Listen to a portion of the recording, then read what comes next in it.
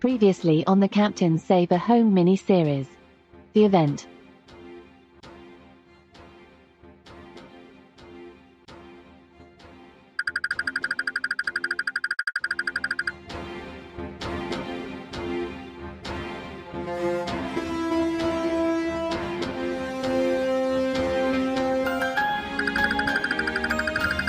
Excuse me, may I cut in?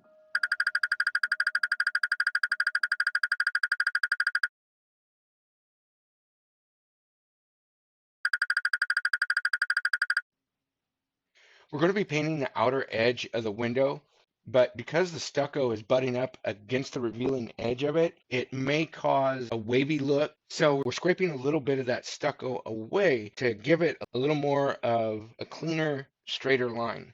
And we want to wipe any loose debris that's in the way, because if we don't, it's going to make masking a little more difficult. If you're relatively new to painting, masking is going to be extremely important. It's going to ensure that the paint is on the surfaces that you want them on. It will also keep the paint off of the surfaces that you don't want it on.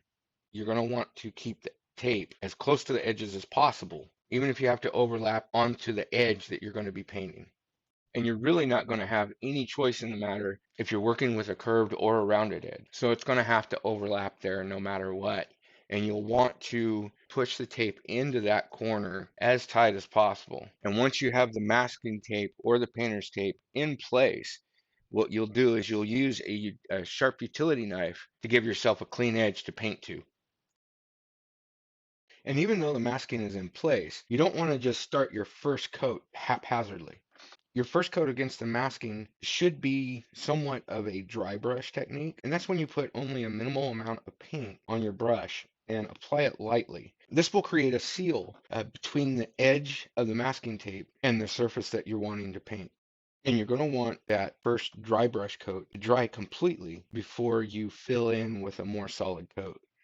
And this will keep your solid coats and any excess paint from traveling underneath the masking tape and causing unnecessary cleanup or unnecessary touch-ups.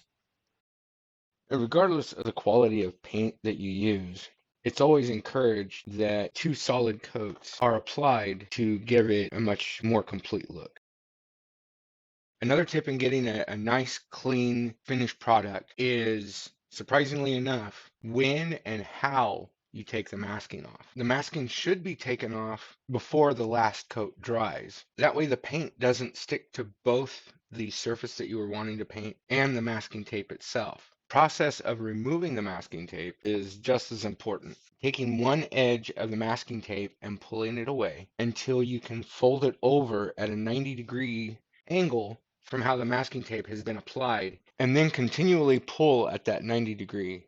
This will essentially cause the tape to cut a clean line at the edge of the painted surface, and you'll have much cleaner finished edges because of that.